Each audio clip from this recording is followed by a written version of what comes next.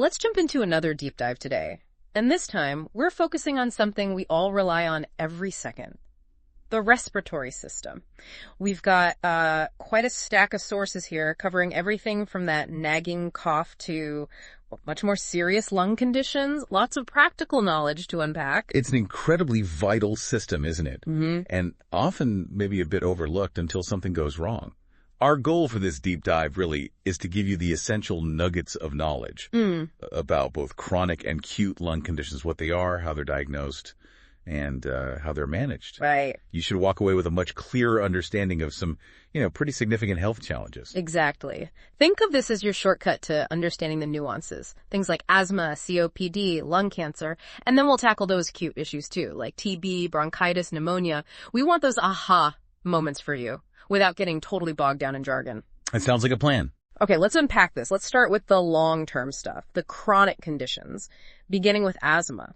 Now, from our sources, a key thing seems to be that asthma is fundamentally a chronic inflammatory disease of the airways, not primarily the lung tissue itself. Why is that distinction so important? That's a really crucial point. Because it's an airway disease, not, say, a parenchymal lung tissue disease. Mm-hmm.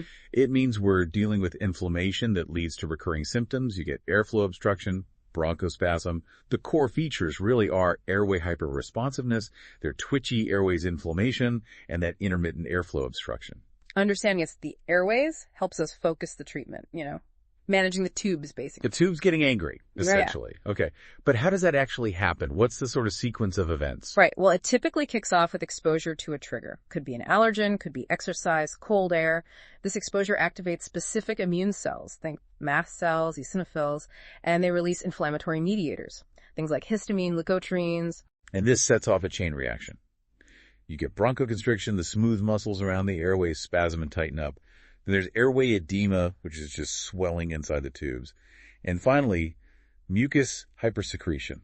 Too much mucus. Wow, a triple whammy. Exactly. All three narrow the airways, particularly when you try to breathe out.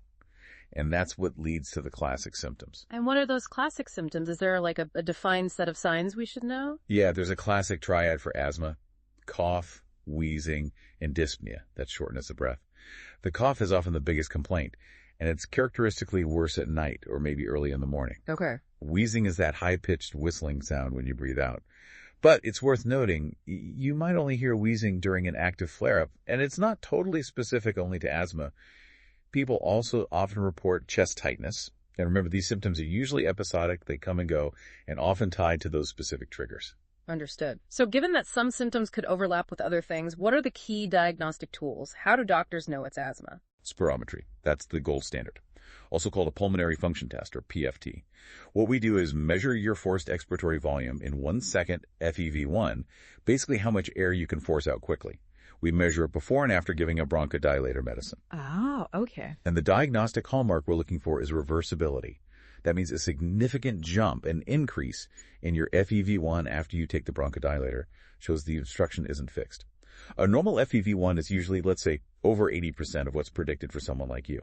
Now, peak expiratory flow, or PEF monitoring, that's really useful for tracking asthma control at home, day to day, but it's not really for the initial diagnosis itself. Got it. And what affects that PEF reading? We think about height, age, and sex. The HACKS mnemonic is helpful there. Height is actually the most important factor in adults for predicting PEF. HACKS. Okay. So once it's diagnosed, how's asthma managed? I hear there's been a pretty big shift recently in the guidelines. Oh, absolutely. A major shift. The cornerstone of treatment now, based on the GINA guidelines, is inhaled corticosteroids ICS. This is really critical. The big change is that short-acting beta agonists, SABAs like albuterol, they're no longer recommended as the main go-to rescue inhaler for most patients. Really? That feels like a big change. It is. So for patients 12 and older, we use a stepwise approach. For mild asthma, steps 1 and 2, the recommendation is actually as-needed low-dose ICS combined with formoterol. Now, formoterol is interesting. It's a LABA, a long-acting beta agonist, but it's unique because it kicks in fast, almost like albuterol, but it also lasts long. So it works as both a reliever and a controller. There's mnemonic. Formoterol is fast and a first choice. Okay, fast and first choice. What about more moderate or severe cases? All right, step 3, moderate asthma. That's daily low-dose ICS with formoterol for maintenance, plus you still use it as needed for rescue. Step 4, severe. daily medium-dose ICS plus formoterol maintenance. And at this point, you're probably thinking about referring to a pulmonologist. And step 5, the most severe, daily high-dose ICS plus formoterol, often with other add-on therapies, definitely needs specialist management. Can you give an example, like how does that play out? Sure. Say you have a patient who tells you they're using their albuterol inhaler maybe 5 times a week. That's too much. Signals poor control. So you'd likely move them up to step 3, daily low-dose ICS formoterol. Then maybe at their follow-up, they say, Doc, I'm only needing the rescue inhaler maybe once a week now. That sounds much better. It's a fantastic sign. It means the treatment is working effectively. But crucially, it doesn't mean you immediately step down the treatment. It just confirms the current step is the right one for now. That's a really important detail. What about the long-term picture? Complications? Well, the prognosis with good management and sticking to that ICS-based therapy is generally excellent. People can live very full lives. However, acute exacerbations, those sudden severe flare-ups, can absolutely be life-threatening. And long-term, if the inflammation isn't well controlled over years, it can lead to something called airway remodeling. Basically, permanent structural changes in the airways, which can cause fixed obstruction, almost like COPD.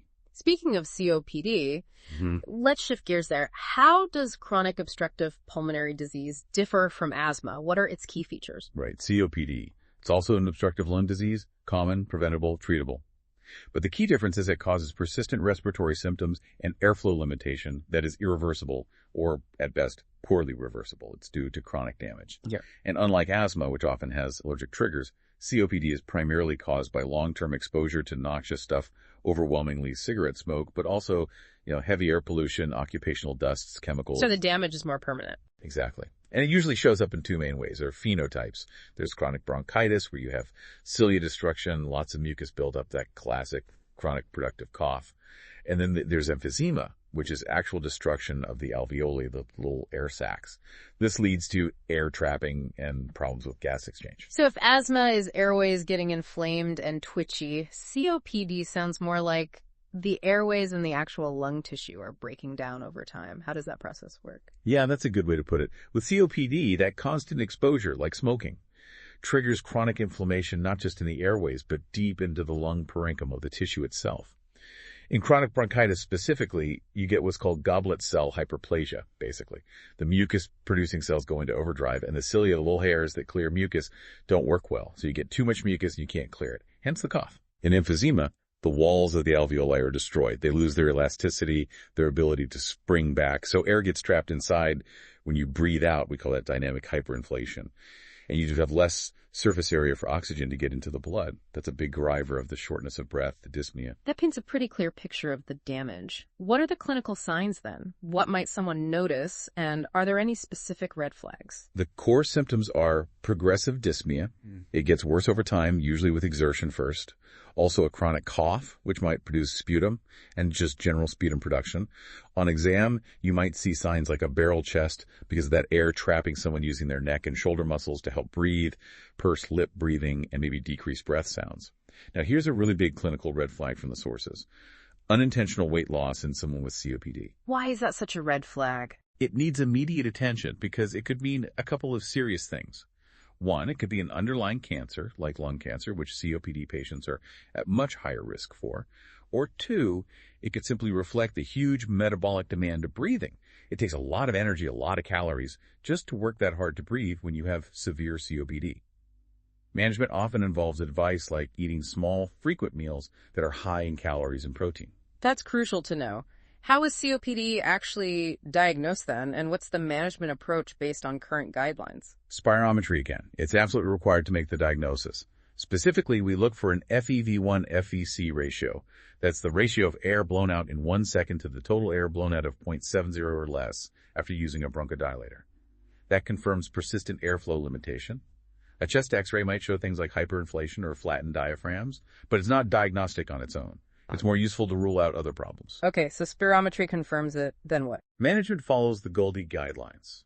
The main goals are to reduce symptoms and reduce the risk of future exacerbations or flare-ups. Treatment is guided by GOLD groups, simplifying a bit. Group A, fewer symptoms, low exacerbation risk, usually gets a bronchodilator, preferably a long-acting one, a LABA or a LAMA. A short-acting one, a SABA, is okay for occasional breathlessness. Group B, More symptoms day to day, but still low exacerbation risk, typically needs a combination of two long-acting bronchodilators, a LABA and a LAMA. Group E, this is a newer category encompassing those with significant exacerbation. History usually needs that LABA plus LAMA combo, and often we consider adding an inhaled corticosteroid, an ICS, especially if they have features suggesting some overlap with asthma or high eosinophil counts. And what about non-drug treatments? Absolutely vital. Number one, hands down, is smoking cessation. It's the only thing proven to slow down the progression of the disease significantly. Also really important, pulmonary rehabilitation, getting regular vaccinations like the flu shot and pneumococcal vaccine, and for those with severe disease and low oxygen levels, supplemental oxygen therapy. It sounds like a lifelong management plan is needed. What are the common complications in the general outlook? It is progressive, yes, but quitting smoking makes a huge difference in slowing that decline. The biggest issue really are those acute exacerbations. They cause a lot of illness, hospitalizations, and are the main driver of morbidity. And as we mentioned, there's that significantly increased risk for other problems, especially lung cancer. Which brings us right to lung cancer, a really serious topic. What are the key things we need to understand about it? Lung cancer is, simply put, a malignancy, a cancer, that starts in the lung tissue or the airways. And tragically, it's the leading cause of cancer-related death worldwide. The number one risk factor, overwhelmingly, is cigarette smoking. The carcinogens in tobacco smoke are the primary drivers. How does that smoking actually cause the cancer? What's the mechanism? Well, that chronic exposure to carcinogens damages the DNA in the cells lining the airways, the bronchial epithelial cells. Over time, mutations accumulate genetic changes, epigenetic changes. This can lead to stages of abnormal growth, called dysplasia, which can eventually progress into invasive cancer.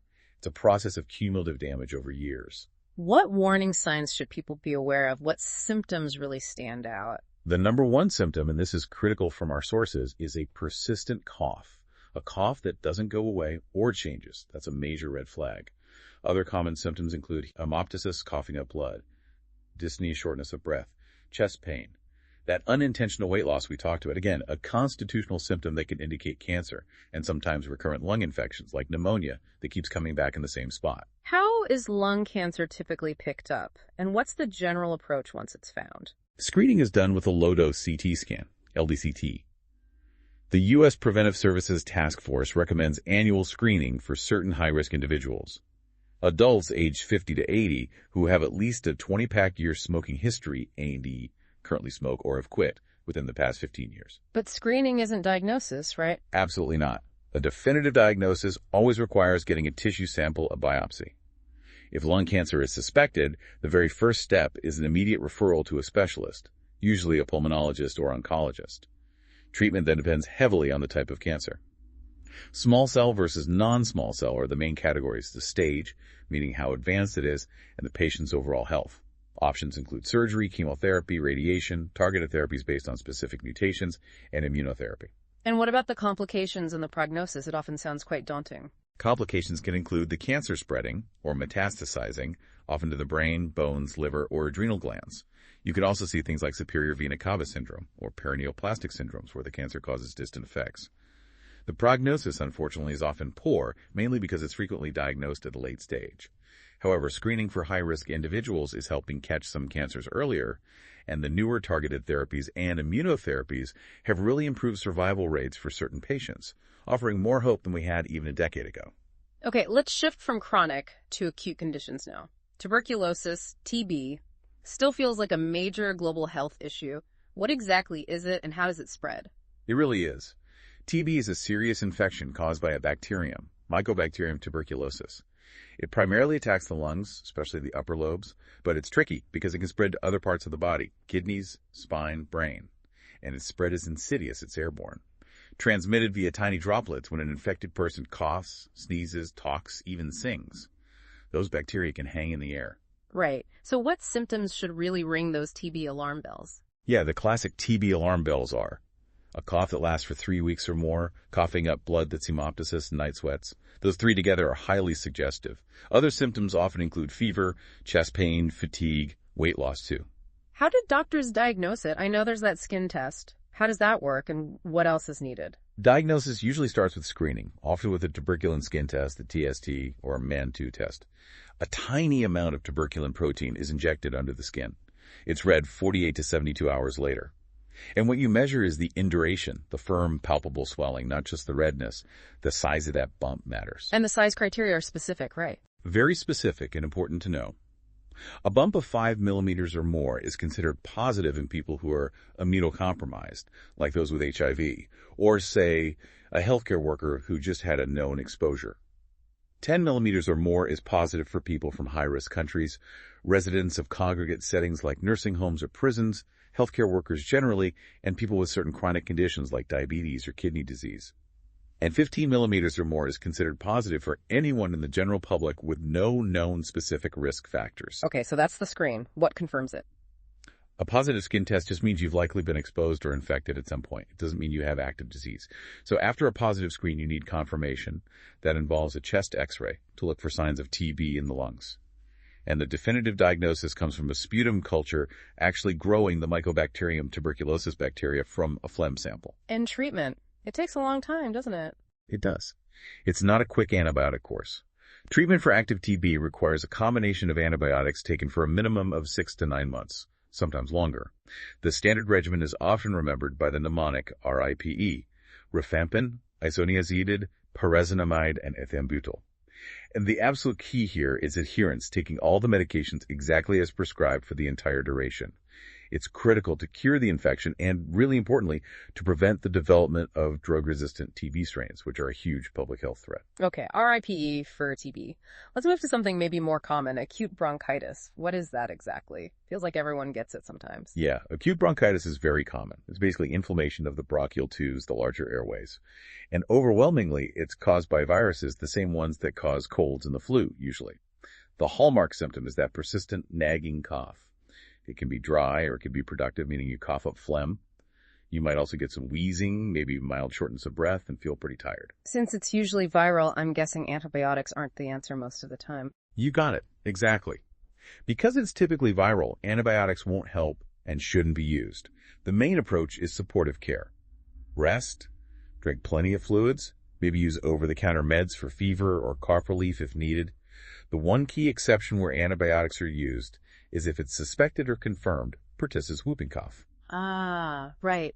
How would you suspect pertussis? The main clue is often the duration and severity of the cough. A cough lasting 3 weeks or more, especially if it comes in those severe fits, maybe with the characteristic whoop sound afterwards, should raise suspicion. If it is pertussis, then antibiotics, usually macrolides like azithromycin, are recommended. Importantly, this treatment helps decrease how contagious the person is, even if it doesn't dramatically shorten how long they cough for. And prevention is key here, too, with the DTaP vaccine for kids and the Tdap booster for adolescents and adults. Okay.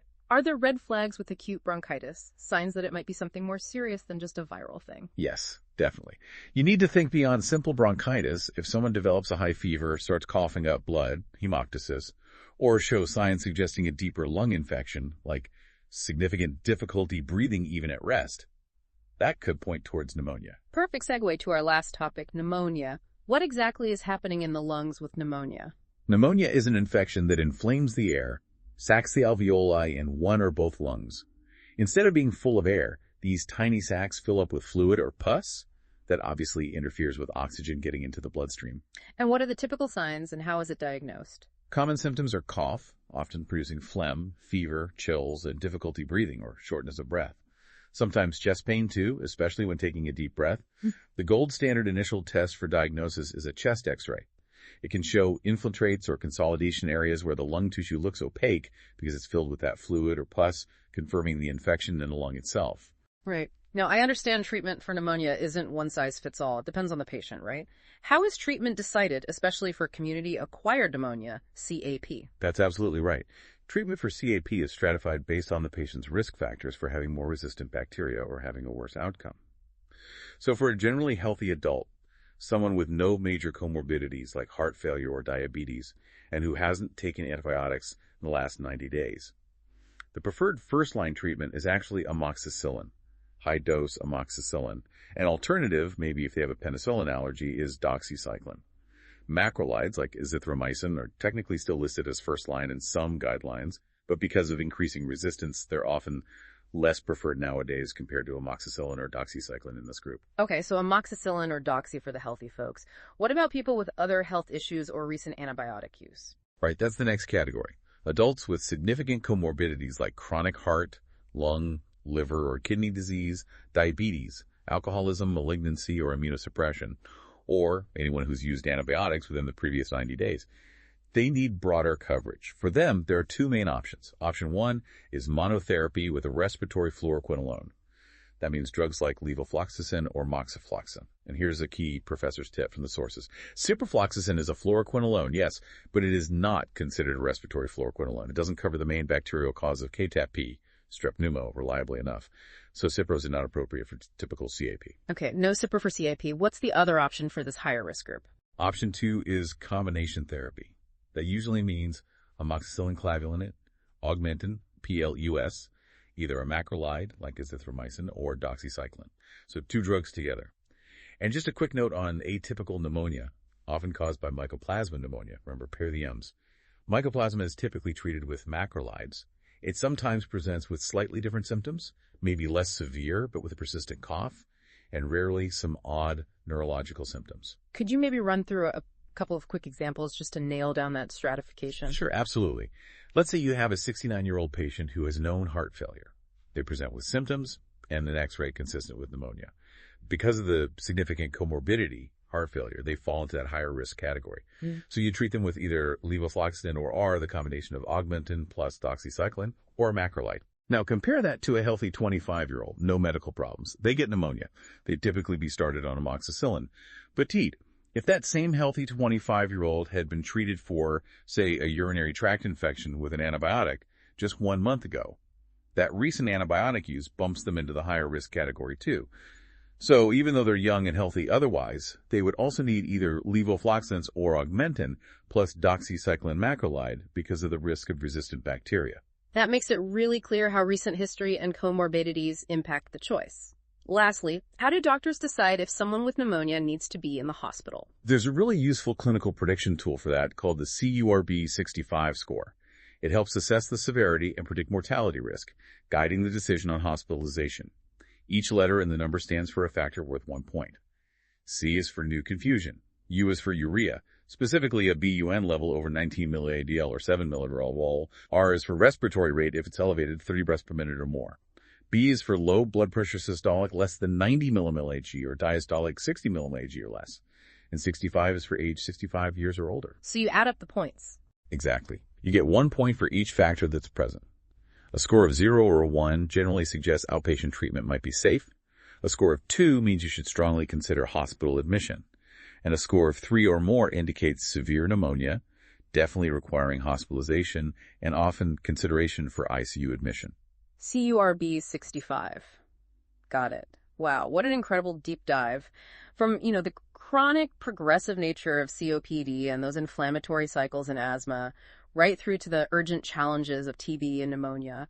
It's really clear our respiratory health is just this complex, fascinating landscape. It really is. And understanding these differences, recognizing those key diagnostic clues, appreciating why the treatments are tailored the way they are, it just empowers you, doesn't it? It makes you so much more informed, whether it's thinking about your own health or just kind of connecting the dots about health issues in the world around you. Helps see the bigger picture. Absolutely. So, wrapping up, what does this all mean for you, our listener? Beyond just knowing the symptoms and treatments we talked about today, maybe consider this. How might a deeper understanding of these conditions, asthma, COPD, pneumonia, TB, how might that influence how we think about public health strategies? Especially, with things like changing environmental factors, air quality, or the really worrying global rise of antibiotic resistance. Just something to ponder as you continue to explore.